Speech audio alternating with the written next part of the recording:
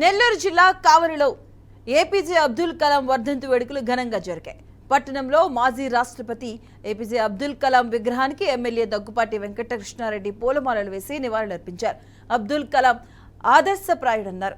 ఒక నిరుపేద కుటుంబంలో జన్మించి పేపర్ బాయ్ నుండి దేశ రాష్ట్రపతిగా ఎదిగిన అబ్దుల్ కలాం నేటి సమాజానికి మేలుకొలుపు అన్నారు.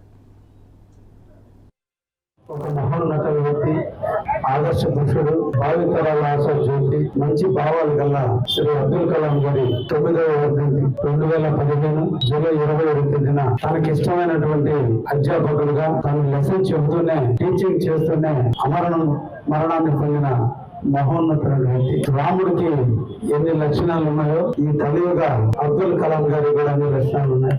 నిరాడంబర జీవితం, తనకంటూ దేన్ని దాచిపెట్టుకున్నటువంటి మనస్తత్వం, తన కోసం మిత్రులు వచ్చినా బంధువులు వచ్చినా ఈ దేశ అత్యున్నతమైన పదమైన రాష్ట్రపతి పదవి అనుభవిస్తున్నా రాష్ట్రపతి హోదాలో ఏ కార్యక్రమం చేసినా అడిగేవాడు లేకపోయినా ఒక మహోన్నత వ్యక్తి, ఆదర్శ పురుషుడు, భావితరాల ఆశ జ్యోతి, మంచి భావాలు గల శ్రీ అబ్దుల్ కలాం గారి 9వ వర్ధంతి 2015 జూలై 21 తేదీన తనకి ఇష్టమైన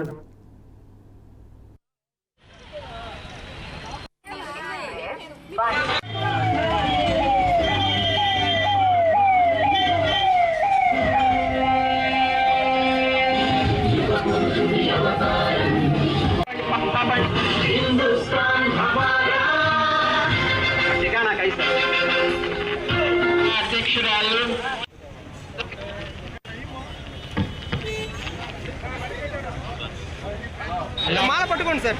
మాల పట్టుకోండి సార్.